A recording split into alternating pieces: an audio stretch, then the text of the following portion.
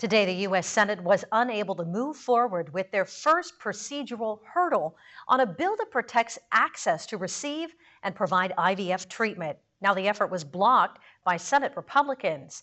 The IVF issue has made headlines for months, with Democrats claiming it's Republicans that are limiting reproductive rights.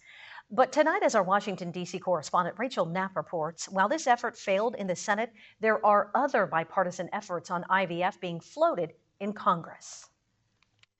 The issue of in vitro fertilization, better known as IVF, was put in the national spotlight earlier this year after the Alabama Supreme Court ruled embryos are children under state law, which, therefore, someone could be held liable for destroying them. It made providers temporarily stop fertility treatments in the state. The ruling made headlines.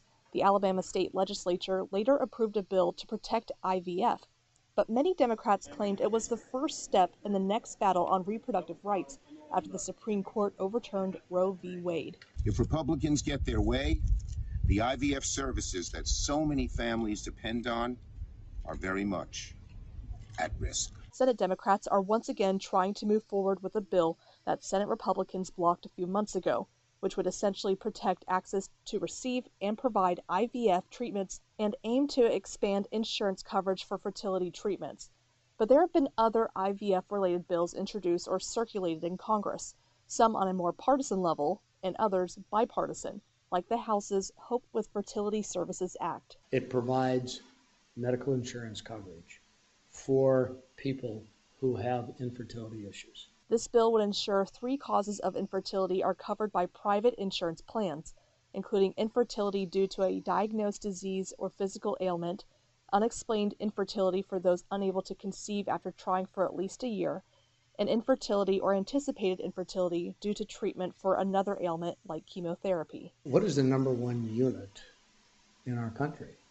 Family.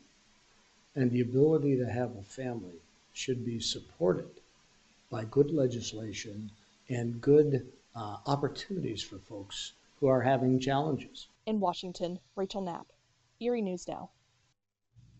Now, that House bill has bipartisan support, but it hasn't moved much through the chamber. As for the Senate bill, Democratic presidential nominee Vice President Kamala Harris is pointing the finger at Republicans following the failed Senate vote. And she released a statement saying, in part, Republicans will not protect access to fertility treatments that many couples need.